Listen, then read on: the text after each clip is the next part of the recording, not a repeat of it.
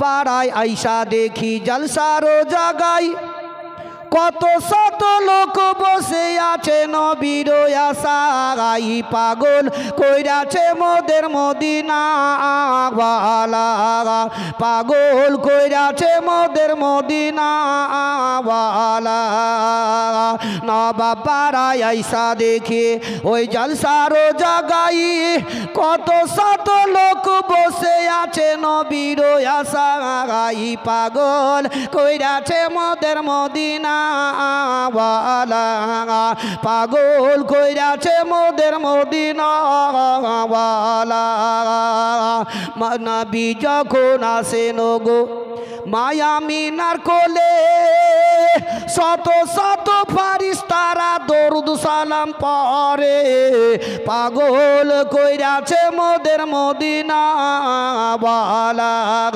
পাগল কইরাছে মোদের মদিনা ওয়ালা এই জায়গায় আইসা দেখি ওই জলসারো জায়গায় কত শত লোক বসে আছে নবীর আশায় পাগল কইরাছে মোদের মদিনা ওয়ালা পাগল কইরাছে মোদের মদিনা ওয়ালা মায়া মিনা বসে কান্দে ওই ছেলে কোলে করিয়া গা গা গা বাড়ি বাড়ি চেয়ে দেখে মুখের দিকে তাকায়া পাগল কইরাছে মোদের মদিনা ওয়ালা পাগল কইরাছে মোদের মদিনা ওয়ালা নবাব পাড়ায় আইসা দেখি ওই জলসারো জাগাই কত শত লোক বসে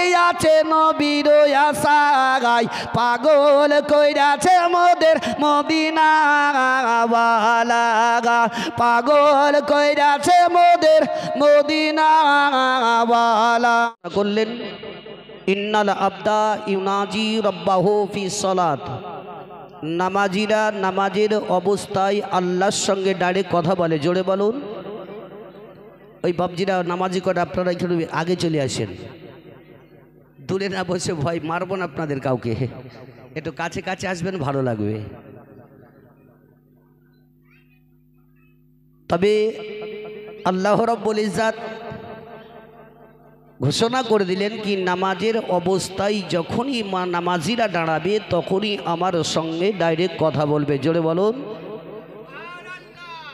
দেখুন আল্লাহর নবী দয়ার মুস্তাফা সাল্লাল্লাহু তাআলা আলাইহি ওয়াসাল্লাম রজব মাসের 27 তারিখে মিরাজে গিয়ে আল্লাহর সঙ্গে সামনাসামনি বসে এক এক করে 90,000 কথা বলেছেন আর মুসা পয়গম্বর তুর পাহাড়ে কথা বলেছেন আর আমাদের আল্লাহ এত ভাগ্য নসিব দিয়েছেন নামাজের অবস্থায় দাঁড়ালেই আমরাও কথা বলি যেমন কোরআন বলছে আস-সালাতু মিরাজুল মুমিনিন নবী যেমন মিরাজ করেছেন মুমিনদের জন্য আল্লাহ বলে দিয়েছেন আস-সালাতু মিরাজুল মুমিনিন মুমিনদের জন্য নামাজ হচ্ছে মিরাজ জলে বলুন যে শায়রে বলে আল্লাহুম্মা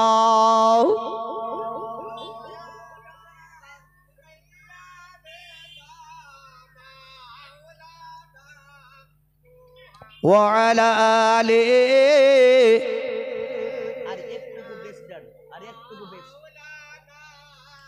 মোহাম্মদ সাল্লাল্লাহু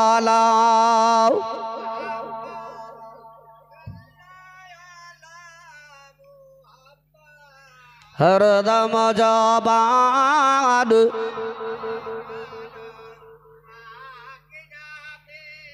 মোহাম্মদ হরদম জবান সিরি কালো सल्लल्लाहु ताला अलैहि वसल्लम मोहतरम मुअज्जज समाईन इकराम बाबा जीवनेर आमार भाईर आमार আমরা এই জায়গায় আসি আমাদের একটাই উদ্দেশ্য জলসা মিলাদে গেলে পরে আমরা শিক্ষা অর্জনের জন্যই আমরা আসি কি ভাই কি কিছু আমরা শুনবো বক্তাদের বক্তব্য শুনে আমরা কিছু পরিবর্তন হব তবে বলুন আজ মানুষ আমরা পরিবর্তন হতে পারছি না আর যদি পরিবর্তনটা হতাম এই হাদিস ও কোরআনকে শোনার পর, তবে এইভাবে আমরা রাস্তাঘাটে ঘোরাঘুরি করতাম না, মেলাতে গিয়ে ঘোরাঘুরি করতাম না। যিনি বিশ্বের নবী, কুল কায়নাতের নবী জনাবে মুহাম্মদ রাসূলুল্লাহ সাল্লাল্লাহু তাআলা আলাইহি ওয়াসাল্লাম একদিন টুকটুক টুকটুক করে মদিনার পথে হেঁটে হেঁটে যাচ্ছেন। এমন সময় নবী মুস্তাফার একটু দূরে নজরটা পড়ে গেল। ওই সময় দেখছেন তো একটা ইহুদির বাচ্চা একটা পুটুলি বোঝা তৈরি করে নিয়ে দাঁড়িয়ে দাঁড়িয়ে এদিক ওদিকে তাকিয়ে তাকিয়ে দেখতে আছে। আর সাউন্ড বাড়াবেন না, কমাবেন না, ঠিক আছে? আল্লাহর নবী দয়ার মুস্তাফা সাল্লাল্লাহু তাআলা আলাইহি ওয়াসাল্লাম ওই বাচ্চা ইহুদির বাচ্চার দিকে লক্ষ্য করে নবী আমার সিধা হাঁটতে আরম্ভ করলেন। নবীর আদর্শটাই দেখেন। আজ আমরা মুসলমান এত হাদিস ও কোরআন শোনা সত্ত্বেও আমরা পরিবর্তন হতে পারছি না। আল্লাহর নবী দয়ার মুস্তাফা ওই ইহুদির বাচ্চার কাছে যখন গেলেন, পৌঁছার পরে বাচ্চাটাকে জিজ্ঞাসা করছেন, বলে বাচ্চা তুমি এই পুটুলি নিয়ে এদিকে ওদিকে তাকিয়ে তাকিয়ে দেখছো কেন, কারণটা কি?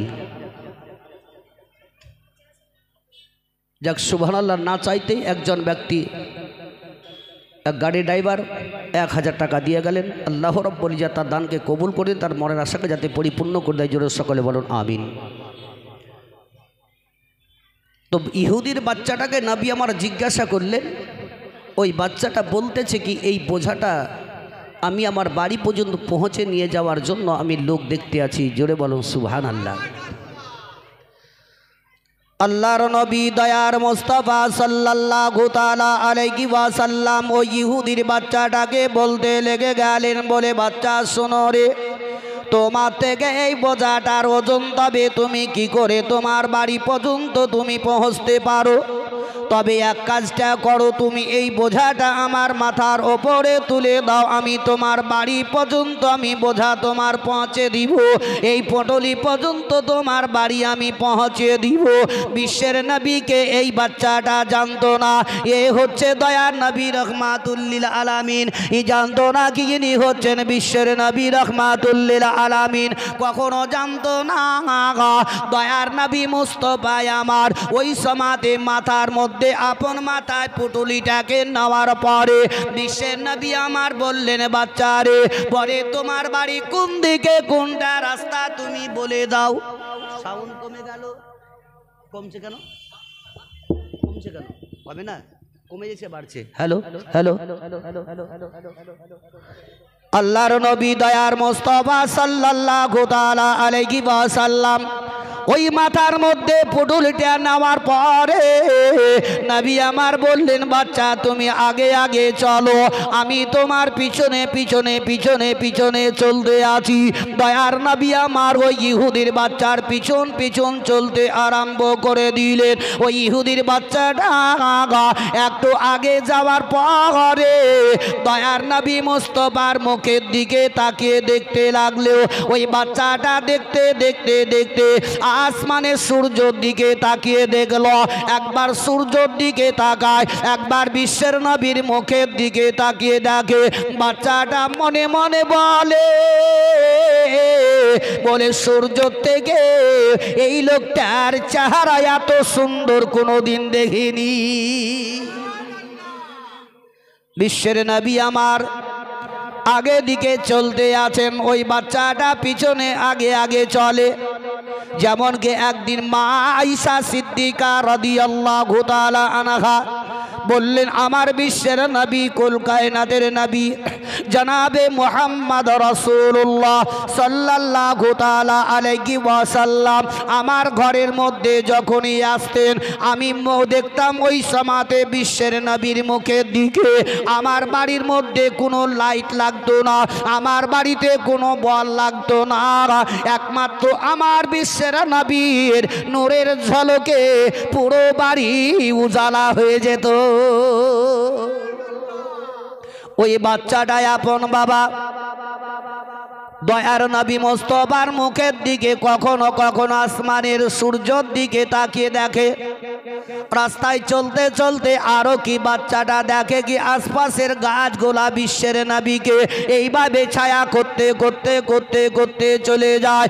এমনকি ইহুদির বাচ্চাটা ও নবী মোস্তফার পদতলের দিকে পায়ের দিকে যখন তাকিয়ে টুকটুক করে দেখতে থাকতো, আল্লাহর নবী দয়ার মোস্তফার পায়ের মধ্যে আঘাত লাগবে না বলে, ওই পাথরের মধ্যে আপন বাবা ঠেকা লাগবে না বলে নবী যেই জায়গাতে পা দিতেন ওই ছোট ছোট পাথরগুলা বিশ্বের নবীর পায়ের তলে মমের মতো গলে যেত।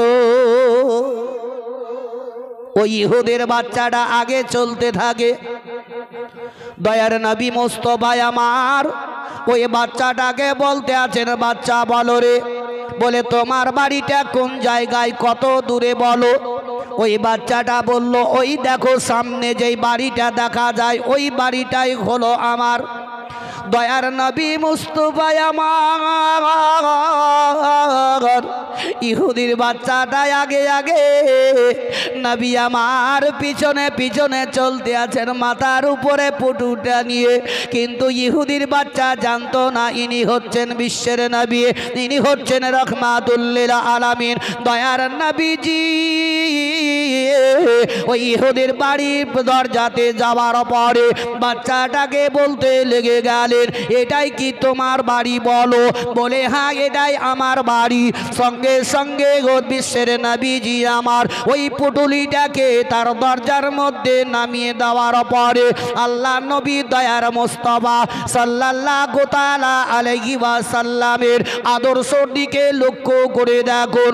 দয়ার নবীজি আমার ওই ইহুদির বাচ্চাটাকে বলতে লেগে গেলেন, বলে বাচ্চা রে, তোমাকে রাস্তার মধ্যে আস্তে আস্তে কত আমি যে কথা জিজ্ঞাসা করেছি, তোমার আমি বড় ডিস্টার্ব করে দিয়েছি, তবে তোমার ঝোলা বোঝা থেকে গেল। তবে আমি যে চলে যাচ্ছি তোমাকে ডিস্টার্ব করার কারণে, তোমাকে কথা জিজ্ঞাসা করার কারণে তুমি আমাকে মাফ করে দিও। আল্লাহর নবীজি আমার দয়ার নবী মোস্তফা আমার সেই কথাবার্তা বলার পরে গুড়ি গুড়ি গুড়ি গুড়ি টুক টুক টুক টুক করে নবী আমার চলতে লাগলেন। বিশ্বের নবীজি আমার দয়ার নবী যখন হেঁটে হেঁটে চলতে লাগলেন, এমন সমাধে ওই ইহুদি আপন বাবা ঘরের ভিতর থেকে বাইরে আসার পরে ওই পটলিটা দেখার পরে তার বেটাকে জিজ্ঞাসা করলো, বলল বেটা রে, এত বড় বোঝা আপন পটলি তোমার কে পৌঁছে দিল? বাচ্চাটা বলল, গো আব্বা জান, আমাকে একটা লোক আমার এই বোঝাটা বাড়ি পর্যন্ত পৌঁছে দিয়ে গেল। বলল বেটা রে, তবে এই বোঝাটা তোমার পৌঁছে দেওয়ার কারণে ওই লোকটা তোমার কাছে কয় টাকা নিয়েছে বলো? এই বোঝা পৌঁছার বিনিময়ে কত নিয়েছে সেটা তুমি বলো।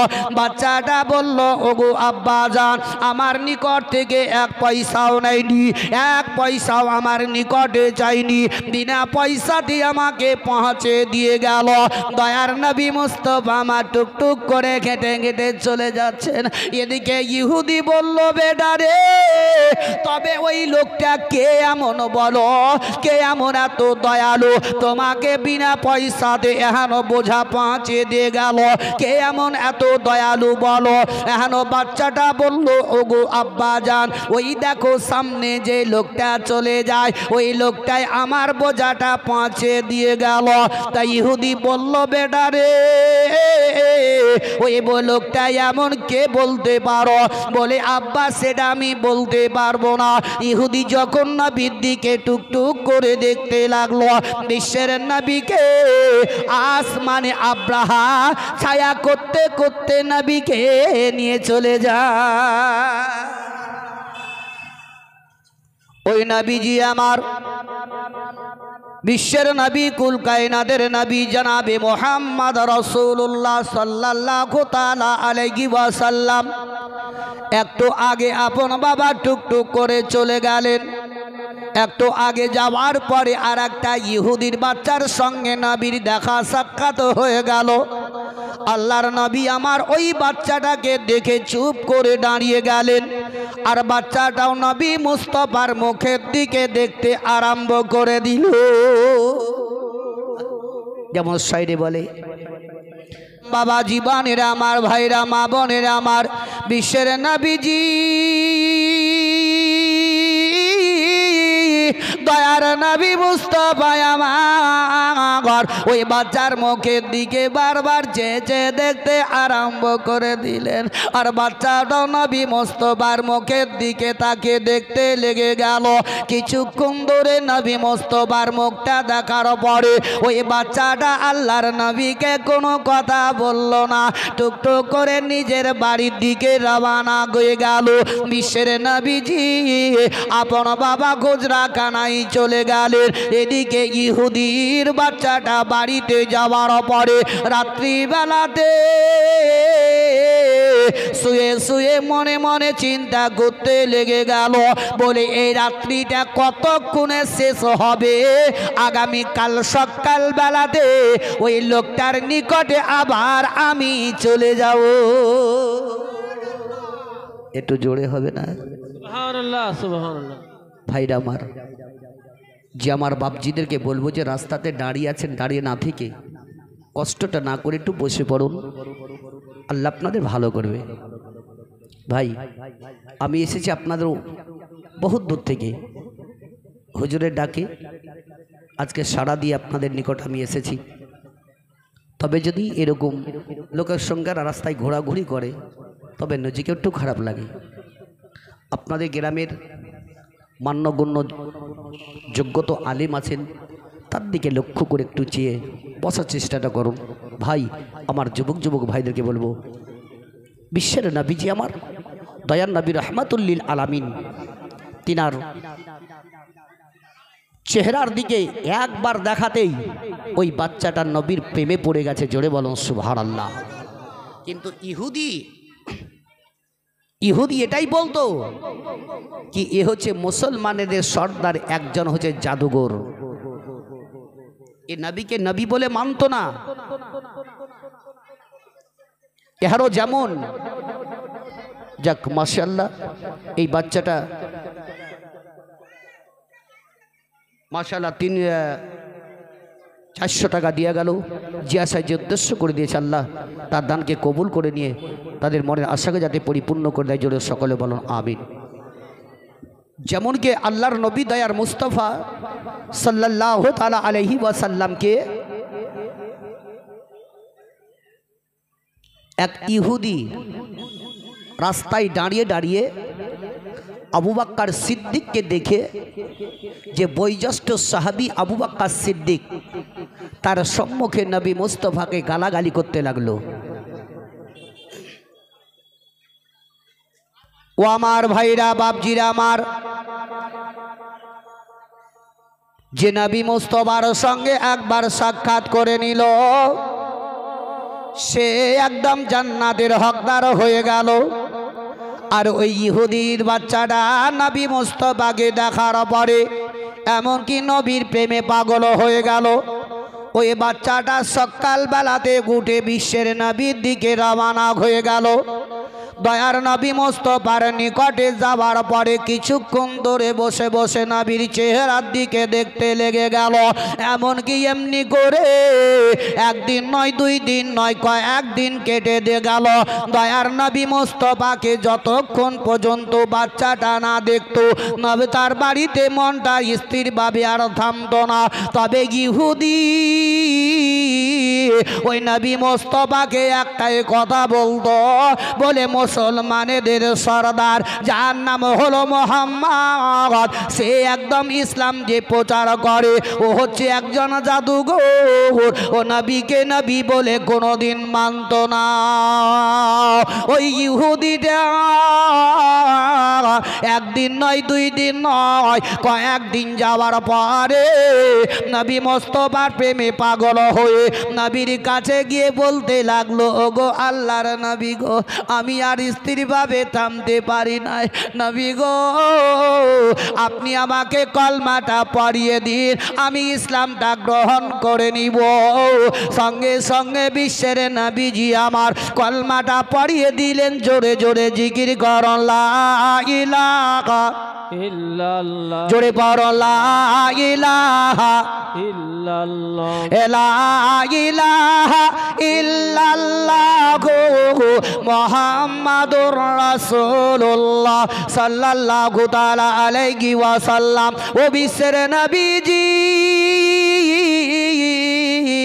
ওই বাচ্চাটাকে কলমা যেমনি পড়িয়ে দিল, এই বাচ্চাটা টুক টুক টুক টুক করে বাড়ির দিকে রওনা হয়ে গেল। এদিকে ইহুদি মনে মনে চিন্তা করলো, আমার বেটা ওই মুসলমানেদের সর্দার, যার নাম হলো মোহাম্মদ, তার নিকটে রোজানা চলে যায়। যদি তাকে নিষিদ্ধ না করি রে, তাকে যদি আমি মানা না করে দিই, তবে আর কোনো দিন বুত পূজারিতে যাবে না, আর কখনো বুতের নিকটে যাবে না। যে তো ইসলাম গ্রহণটা করে নিবে, তাকে ভয় দেখাতে হবে রে। এমন সমাধে ওই বাচ্চাটা যেমনি বাড়িতে প্রবেশ করলো, তার আব্বা তার হাতটা ধরে নিয়ে বলল, বেটা রে, তুমি ওই মোহাম্মদের নিকটে যাও, যে ইসলাম প্রচার করে তার নিকটে যাও। বলে হ্যাঁ হ্যাঁ, আমি তো তার নিকটে আমি চলে যাই। তবে একটাই কথা শুনে নাও, আজকে তুমি গেলে গেলে ঠিক আছে, যদি আগামী কালকে আমি জানতে পারি রে কি তুমি ওই মোহাম্মদের নিকটে গেছো, তবে আমি তোমার দুইটা হাতকে আমি কেটে নিব। ওই বাচ্চাটা মনে মনে করলো, ঘরের ভিতরে গিয়ে ফুফড়ে ফুফড়ে কামতে লাগলো। বাচ্চাটা দুই চোখ দিয়ে পানি পড়তে লেগে গেল। বাচ্চাটা কেঁদে কেঁদে বলে, আল্লাহ গো, আমার দয়ার নবী মুস্তফার নিকটে যাওয়ার কারণে আমার আব্বা হাত দুটো কেটে নিবে। যদিও আমার হাত কেটে নাই নিবে, আমি নবী মুস্তফার দরবার যেতে ছাড়ব না। বিশ্বের নবীর প্রেমে পাগল হয়ে ওই বাচ্চাটা রাত্রিতে এটাই বাবা বলে, আর চোখের পানি ঝরঝর করে ঝরে যায়। চোখের সামনে দয়ার নবীর চেহারাটা বারবার ভেসে ভেসে উঠে। সকাল বেলাতে কাউরে কোনো কথা না বার্তা বলে ওই বাচ্চাটা আপন টুক টুক টুক টুক করে দয়ার নবী মুস্তফার দিকে রওনা হয়ে গেল। দয়ার নবীর নিকটে যাওয়ার পরে এমনকি বসে বসে কিছুক্ষণ ধরে আলাপ আলোচনা করে বাড়ির দিকে রওনা হলো। এদিকে ইহুদি তার আব্বা বাবা বুঝতে পেরে গেছে, বলে সকালবেলায় উঠে উঠে আবার সেই নবীর দরবারে চলে গেছে। রাস্তার মধ্যে বাবা দাঁড়িয়ে গেল, বলি এবার আসুক আমার বাড়িতে। ওই বাচ্চাটা যেমনি বাড়ি চলে এলো, আবার তার আব্বা হাত দুটোকে ধরে নিয়ে বলল, বেটারে, তত কালকে তোমাকে আমি মানা করেছিলাম কি নবীর দরবারে যাবে না, তবু আজকেও তুমি চলে গেলে, তোমাকে দ্বিতীয় দিনে আমি মানা করতেছি। শোনো, তবে যদি কালকেও জানতে পারি তুমি গেছো নবীর দরবারে, তবে তোমার আমি দুইটা পা কেটে নিব। যেমনি এই কথাটি বলে দিল, সঙ্গে সঙ্গে বাচ্চাটা শোনার পরে ঘরের ভিতরে চলে গেল। বাচ্চাটা বাবা কাঁদতে লেগে গেল। বাচ্চা বাজার নয় কেঁদে কেঁদে আল্লাহ দরবারে বলে, আল্লাহ গো, আমার আব্বা যদি পা দুটো কেটে নাই নিবে, তবে আমি জমিনটাকে ঘিস্তিতে ঘিস্তিতে নবী মুস্তফার দরবারে চলে যাব। জোরে বলো সুবহানাল্লাহ। তাহলে কেমন নবীর প্রেমিক ছিল, কত নবীর প্রেমে পাগল হয়ে গেছে। কি আব্বা যদি আমার পা দুটো কেটে নাই নিবে তাতেও স্বীকার, কিন্তু নবীর দরবার আমি যদি যাই জমিন ঘিস্তিতে ঘিস্তিতে যাব। জোরে বলো সুবহানাল্লাহ। আজ আমরা এত হাদিস কোরআন শুনছি, তবু কোথায় পরিবর্তন হচ্ছে বলো? এ সোনার ভাগ শুনি সকাল হলে সব আমরা ভুলে যাই, এটা আমাদের অভ্যাস। ভাই এই পৃথিবীর দুনিয়াটা কদিনকার, আজ আছি কাল নাই। কি বাড়ি থেকে এখান থেকে জালসা শুনে বাড়ি যাবেন তার কোনো ভরসা নাই, আছে কি? এই যে বাড়ি থেকে বাইক বের করি আমরা বের হই, আবার যে বাড়িতে এসে ঢুকবো তার কোনো ভরসা আছে? আমরা জানছি কিন্তু মানছি কোথায় বলুন? আখিরাতকে চিন্তা করুন, জাহান্নামের আগুনকে স্মরণ করুন। কি আমরা পৃথিবীর দুনিয়াতে এসে আমরা করছিটা কি? ভাই আমার, যদি ওই কবরকে স্মরণ করি, আমরা জাহান্নামের আগুনকে যদি আমরা ইয়াদ করি, তাহলে নিশ্চয়ই আমরা পরিবর্তন হয়ে যাব। আমি আমার ভাইদেরকে, বাপ দিদিকে, মা বোনদেরকে বলবো, অবশ্যই একটু একটু পরিবর্তন হন। ভাই দুনিয়াটা কদিনকার, সব তো আমরা বয়সকে শেষ করে দিলাম, আমাদের একদম শেষের দিকে। এই মুহূর্তে কিছু আল্লাহর শুকরিয়া আদায় করার চেষ্টাটা করুন। ওই বাচ্চাটা সারা রাত্রি নবীর দিকে লক্ষ্য করে কামতে আছে, একবার জোরে মহব্বতে বলুন সুবহানাল্লাহ। ওই বাচ্চাটা সারা রাত্রিতে আর ঘুমালো না। এমনকি তৃতীয় দিনে আপন বাবা সকাল বেলাতে উঠে কারোর সঙ্গে কোনো কথাবার্তা না বলে আপন বাবা টুকটুক করে নবীর দরবারে চলে গেল। দয়ার নবী মুস্তাফার সঙ্গে আবার আলাপ আলোচনা করার পরে কিছুক্ষণ পরে বাচ্চাটা বাড়ির দিকে রওনা হয়ে গেল। তার আব্বা বিছানা থেকে ওঠার পরে দেখতে পেল তার বেটা ঘরের মধ্যে আর নাই। তবে গেছে কোথায়? ওই দয়ার নবী মুস্তাফার নিকটে হয়তো আবার চলে গেছে। আপন কি দয়ার আব্বা জান দাঁড়িয়ে গেল রাস্তার মধ্যে। যেমনি চলে গেল তার আব্বা বলতেছে, বেটা রে, আমি একদিন নয় 2 দিন তোরে আমি মানা করে দিয়েছিলাম কি দয়ার নবীর দরবারে যাবে না, তবু আজকেও কেন তুমি গেছিলে বলো? তবে তৃতীয়বারে তোমাকে আজকে আমি মানা করে দিই, আবে আর কখনো তোমাকে বেটা বলে আমি গণ্য করব না। বলে, বেটা রে, এবার যদি তোমার আমি জানতে পারি রে, আমি তোর 2টা চোখকে আমি তুলে নিব রে। আর কোনোদিন নবীকে দেখতেও পাবে না, রাস্তাও দেখতে পাবে না। ওই রাস্তা না দেখতে পেলেও আর নবীর দরবারে যেতে পারবে না। এখনো বাচ্চাটাকে যেমনি ভয় দেখিয়ে দিল, ওই বাচ্চাটা টুকটুক করে ঘরের ভিতরে যাওয়ার পরে বিছানার মধ্যে শুয়ে আল্লাহর দরবারে বলে, আল্লাহ গো, ও গো পাক পরওয়ারদিগারে আলাম, আমি আর নবী মুস্তাফার দরবারে যাব না। আল্লাহ গো, যদি এবার আমি চলে যাই গো আল্লাহ, আমার আব্বা 2টা চোখ তুলে নিবে, আর যদি চোখ দুটো তুলে নেয় আমি অন্ধ কানা হয়ে যাব। আমার দয়ার নবীকে আর কোনো দিন দেখতে পাবো না, চোখের মধ্যে আর কখনো পাবো না দেখতে।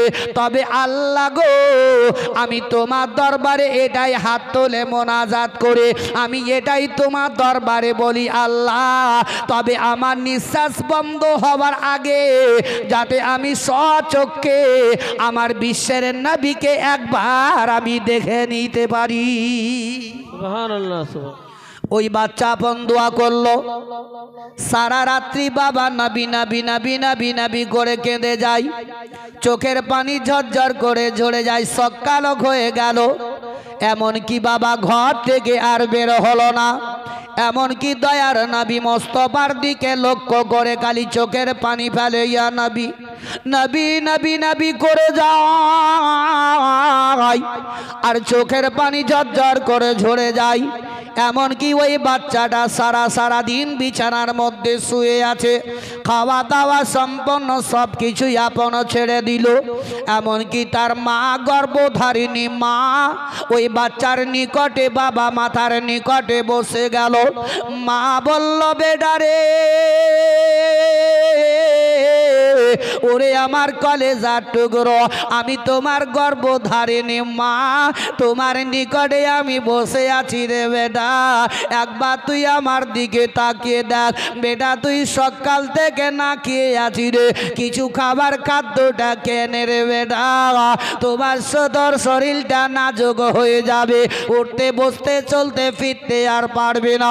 তবু বাচ্চা কোনো কথা বলে নাই, মুখে বলে, ইয়া নবী নবী নবী, আর চোখের সামনে বিশ্বের নবীর চেহারাটা বারবার ভেসে ভেসে উঠে আর চোখের পানি ঝরঝর করে ঝরে যায়। বাচ্চার স্ত্রীর ভাবে থামতে পারে নাই। মা একবার নয় দুইবার নয় কয়েকবার বলল, বেটা রে, ওরে আমার কলেজার টুকরো, আমি তোমার গর্ভধারিণী মা, কেটে খাবার কে খাদ্য কে নাও, তোমার শরীরটা নাজুক হয়ে যাবে। বাচ্চাটা সারা দিনে খেলো না, এমনকি তারপরের দিনও চলে গেল। তার আব্বা মনে মনে চিন্তা করলো, হয়তো বাচ্চার শরীরে কোনো অসুখ হয়ে আছে বলে হয়তো বাচ্চাটা কোনো খাদ্যটা খায় না। চলো ডাক্তারের কাছে আমি নিয়ে চলে যাই। ডাক্তারের কাছে যাওয়ার পরে যেমনি বাবা ডাক্তার ইলাজ করলো, ডাক্তার বলে দিল, শোনো রে, তোমার বেটার শরীরের মধ্যে কোনো অসুখ নাই, তবে একটাই কথা বলবো, বলে তোমার বেটার কয়েকদিন পরে মৃত্যু হয়ে যাবে, তবে তুমি এখনো বাড়ি নিয়ে চলে যাও। ওই ইহুদিটা ঘাড়ের মধ্যে ফেলে নিয়ে বাড়ি নিয়ে চলে আসলো। বাড়িতে যেমনি বাবা বিছানায় শুয়ে দিল, মা একদিকে কান্না করে, বাপ একদিকে কান্না করে, ভাই বোন আত্মীয় স্বজনেরা তারা চারিদিকে ঘেরাও করে নিয়ে কান্না করে। এমন সমাজে তার আব্বা মনে মনে চিন্তা করলো, মনে হয় ওই যে মুসলমানদের সর্দার যার নাম হলো মোহাম্মদ, তার নিকটে না যেতে দেওয়ার কারণে হয়তো আমার ছেলের এই অবস্থাটা হয়ে গেছে। তবে একবার ওই নবীর দরবারে আমি নিয়ে চলে যাই। ইহুদি নাসারা সঙ্গে সঙ্গে ঘাড়ের ওপরে ফেলে নিয়ে দয়ার নবী মুস্তাফার দিকে রওনা হয়ে গেল। এমনকি বাচ্চাটাকে দয়ার নবীর সম্মুখে গিয়ে যেমনি বাবা সামনে বসিয়ে দিল, সঙ্গে সঙ্গে ওই বাচ্চাটা দয়ার নবীর মুখের দিকে বারবার চেয়েছে দেখে। বাচ্চার চোখের পানি ঝরঝর করে ঝরে যায়। আল্লাহর নবীজি, দয়ার নবী মুস্তাফা আমার বাচ্চাটার দিকে তাকে তাকে দেখতে লাগলেন। নবীর দুই চোখের কোনা দিয়ে পানি পড়ে গেল। দয়ার নবী আমার দেখতেছেন বাচ্চার শরীরটা একদম নাজুক হয়ে গেছে। নবী আমার বললেন, বাচ্চারে, তুমি 2 দিন ধরে কেন আমার নিকটে আসো না? নবী আমার মামা হুয়ালা গায়বি বিধানের নবী আমার জানার সত্ত্বেও বাচ্চারে জিজ্ঞাসা যখন করলেন, বাচ্চা বলল, ইয়া রাসূলুল্লাহ, ইয়া হাবিবাল্লাহ, নবী গো, আপনার নিকটে আসার কারণে আমার আব্বা 1 দিন নয় 2 দিন নয় এমনকি 3 দিন যখন মানা করে দিল, ওই সময়তে আমার আব্বা শেষে বলেছিল, বলে বেটারে, এবার যদি নবীর দরবারে চলে যাও আমি তোমার 2টা চোখ তুলে নিব। ইয়া রাসূলুল্লাহ, আমি দেখলাম যদি আমার আব্বা 2টা চোখ তুলে না গায় তবে আমি অন্ধ কানা হয়ে যাব, আপনাকে আমি আর কোনোদিন চোখের মধ্যে দেখতে পাবো না। ইয়া রাসূলুল্লাহ, ইয়া হাবিবাল্লাহ, নবী গো, আমি ওই কারণে আপনার নিকটে আসি না, তবে আল্লাহর দরবারে আমি দোয়া করেছি না, বলে আল্লাহ গো, আমার নিঃশ্বাস বন্ধ হওয়ার আগে যাতে আমার বিশ্বের নবীকে একবার আমি দেখতে পাই। বলুন নবীর প্রেমিক কেমন? ওরকম আমাদের প্রেম মহব্বত রাখতে হবে। খালি নামাজ পড়লেই যে আমরা জান্নাতে যাব তা নয় ভাই। তার সাথে সাথে কোরআন আল্লাহ বলছেন পবিত্র কোন অবিল ওয়ালিদাইনা ইহসানাও, তোমরা মা বাপের পৈরবী করো, মা বাপের পদতলেই জান্নাত আছে। জোরে বলুন ভাই আমার। বিশ্বের নবীজির নিকটে ওই বাচ্চা দেখতে দেখতেই আল্লাহ রাব্বুল ইজ্জত ইজরাইলকে বললেন, যাও ও ইজরাইল, সঙ্গে সঙ্গে তার জানটি কবজ করো। জান কবজ করে যেমন সাইরে বলে, জি বাপজিরা ভাইরা আমার, আজ আমরা যদি সেইভাবে তাদের জীবনী কাহিনী শুনে যদি আমরা কিছু কিছু একটু পরিবর্তন হতে পারি তবে আমরা লাভবান হব। কি ভাই, তাই কিনা বলুন? কিন্তু আজকে আমরা পরিবর্তন হচ্ছি কোথায়? আজ বাস্তবত আমাদের ভিতরে ওই ভয়টা ঢুকছে না। যদি প্রকৃত আমাদের ভিতরে ভয় ঢুকতো তবে আমরা পরিবর্তন হয়ে যাব। যিনি সামান্য একটা ছোট্ট আপনাদেরকে বলি কথাটা, যিনি হচ্ছেন 4 ইমামের একজন ইমাম, ইমামে আজম আবু হানিফা রহমাতুল্লাহ আলাই, যাকে আমরা অনুসরণ করে আমরা চলি। কথাটা আমরা ছোট্ট করে আপনাকে বলি, উদাহরণটা দিয়ে দিই, মাথায় ভরবেন। আমার যুবক ভাইদেরকে বলবো শুদ্ধা, আজকে দেখবেন কিছু কিছু আমাদের যুবক ভাইরাও আজকে মোবাইলে দেখে দেখে একটা মৌলবি হয়ে গেছে। হয়েছে না হয়নি? এরা রাস্তাঘাটে ফতোয়া জারি খুব করে। কিছুদিন আগে এক জায়গাতে জিজ্ঞাসা করলো, কিংবা ওই কথাটাই মোবাইলের মধ্যে শুনলাম, কে বলছে কি মানুষ মরার পর যে আমরা মাটি দিতে যাই না জানতো ভাই? আমরা যাই, কয় খবর মাটি দিই? 3 বার দিই। 3 বারে আমরা কি দোয়া পড়ি? আমার দিকে তাকান, যারা রাস্তায় চলছে চলতে দেন। এ 3 বার আমরা মাটি দিই কি বলে? মিনহা খালাকনাকুম ওয়া ফিহা নুঈদুকুম ওয়া মিনহা নুখরিজুকুম তারাতান উখরা। তাই তো? এই কথা বলে মাটি দিই আমরা। কিন্তু মোবাইলে বক্তব্যতে দিছে কি, আল্লাহ বলছে মিনহা খালাকনাকুম ওয়া ফিহা নুঈদুকুম ওয়া মিনহা নুখরিজুকুম তারাতান উখরা।